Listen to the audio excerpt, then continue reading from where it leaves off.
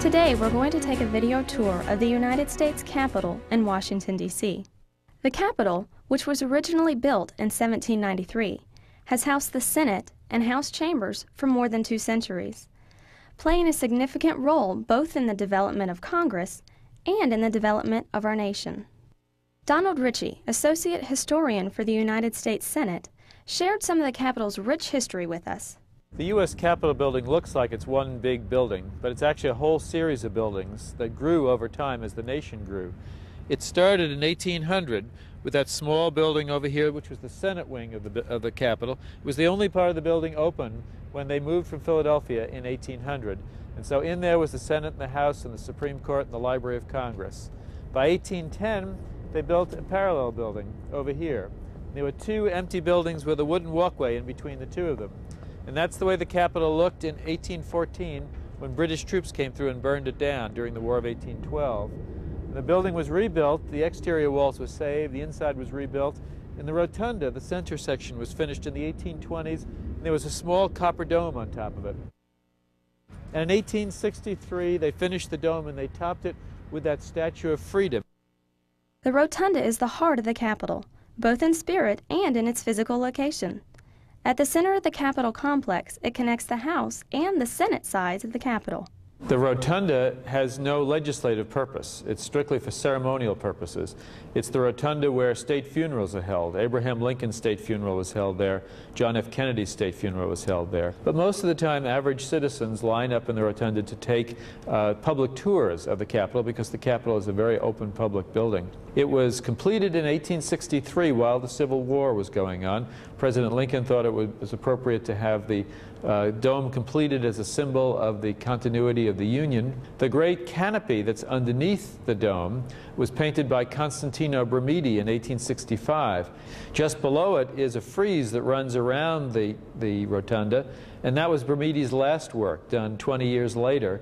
It's various scenes of American history from the landing of Christopher Columbus around to William Penn signing a treaty with the Indians.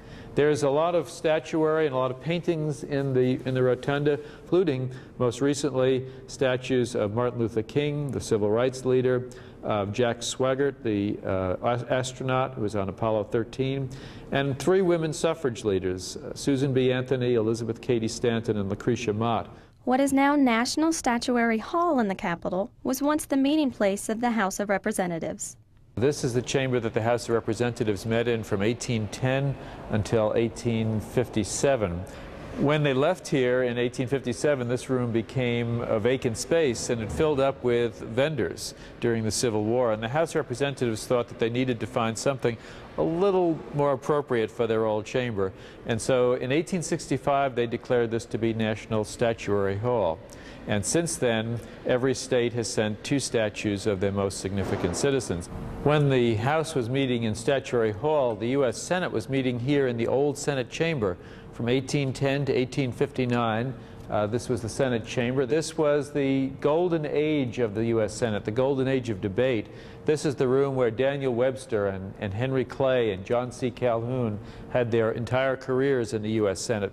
This is where the great debates over the slavery, the Missouri Compromise, the Compromise of 1850 were arranged. Sometimes the entire House of Representatives would adjourn and come over here and squeeze into this chamber to hear people like Webster and Calhoun and Clay in debates, and Thomas Hart Benton and Sam Houston and so many other famous figures from American history. There were quite a few women would be sitting in the galleries, and in fact quite often when there were no seats in the galleries, the senators would pass a resolution to allow the ladies to come down to sit at their desks. The desks that you see in here are reproductions of the original desks, because when the Senate left here and moved to its current chamber, they took the desks with them. At one time, even the Supreme Court carried out its responsibilities in the Capitol building. Justices all sat up here. Each one chose their own chair, and so there's some variation. The lawyers who would argue their cases before the court sat here at these green felt tables. Daniel Webster argued some 50 cases before the Supreme Court. Former President John Quincy Adams argued the Amistad case here before the Supreme Court. Many other famous landmark decisions in early Supreme Court history, including the Dred Scott decision, were argued here and were handed down here. Most famous event that took place in this room had nothing to do with the Supreme Court, though, and that was in May of 1844, when this inventor Samuel F.B. Morse first tested the telegraph. He used this room because it was a large room and it was an empty room at the time. The court wasn't in session. And they ran wires from here up to Baltimore. It was a 30-mile trip along the Baltimore and Ohio Railroad tracks. And a young woman brought him a message that he hadn't seen before as a test. And the message was, "What hath God wrought?" And that's the message that Morse sent up to Baltimore and that the operator in Baltimore sent back to prove that the machine had worked. Clearly, the United States Capitol is not only a building with historical significance, but a place where the history of the United States has been shaped and changed for more than 2 centuries by living, vital men and women.